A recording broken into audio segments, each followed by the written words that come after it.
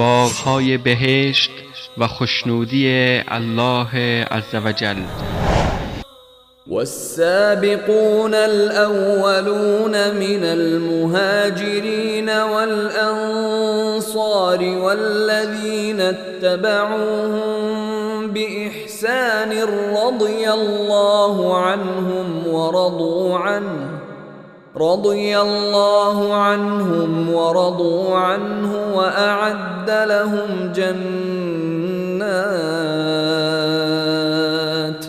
وأعد لهم جنات تجري تحتها الأنهار خالدين فيها أبدا ذلك الفوز العظيم.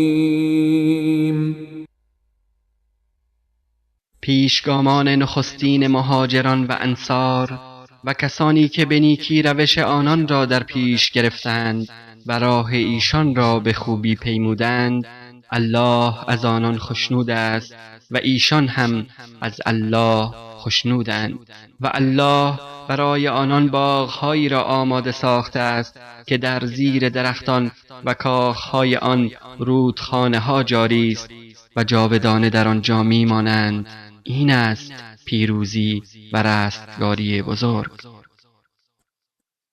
علامه شنقیطی رحمت الله علیه در اضواء البیان جلد 2 صفحه 148 فرموده است: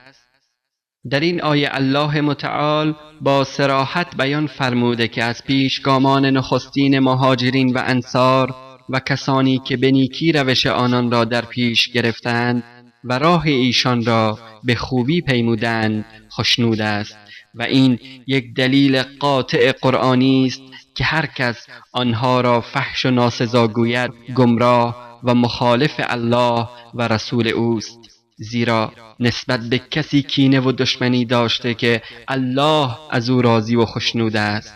و بدون شک